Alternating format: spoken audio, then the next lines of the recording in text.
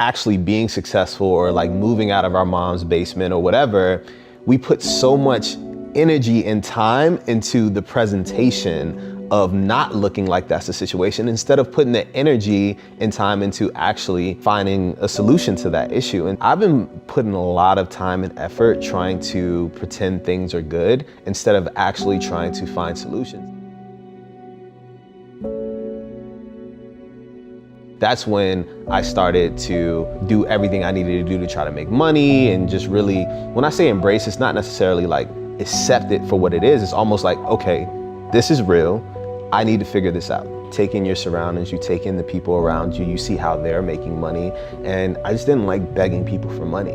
And so I respected the guys that were like figuring out hustles, right? And so, for instance, there was a Amoco right down the street from me. And so I would go there and I would wash windshields and make money, just try to save up enough money to just be in a motel for the night. And I mean like the nastiest motel, but for me, it was just taking in my environment, seeing how other people hustled, how I can do it better. Someone taught me how to play drums on buckets and things like that. And so, you know, I just tried to do any type of hustle that I could. I just started to learn how others were moving and kind of adapt it. For me, it's opening your mind and opening yourself to people. I think a lot of people, they are ignorant. They are like rejecting change. Travel, get out of your comfort zone, meet people from all different types of backgrounds. If you want to build a product or service or company that you want to build at scale, and your friends are only the homies that you've been hanging out with since, you know, middle school, probably should meet some more people, get to know them, travel the world, you know, and even if you don't have the resources to travel, the internet, learn about different cultures, learn about different people. You're at that computer, you tell me what you want to do.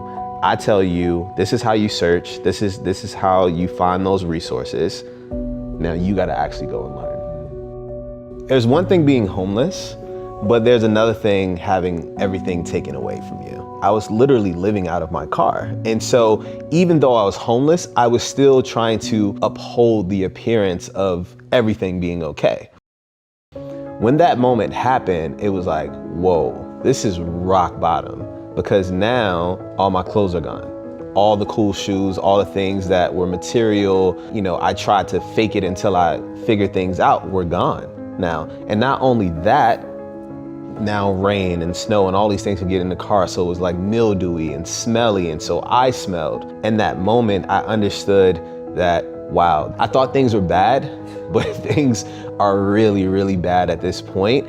And now I can't pretend anymore. I just have to really embrace this. I think a lot of times when we're going through things, we kind of try to figure out how we're going to finesse our way into people not knowing that things are wrong, instead of just saying, this is my life. This is real now. You have like these brief moments of kind of peace until like the next accident happens, right? And that's just life in general. You know, it's never gonna be complete smooth sailing. One of the things that I've noticed about a lot of people is that they let the hardships and the things that happen in their life, failure, stop them from, like Aaliyah says, you know, dust yourself off and try again, right? And for me, I've just never let anything or anybody prevent me from achieving what I want to achieve.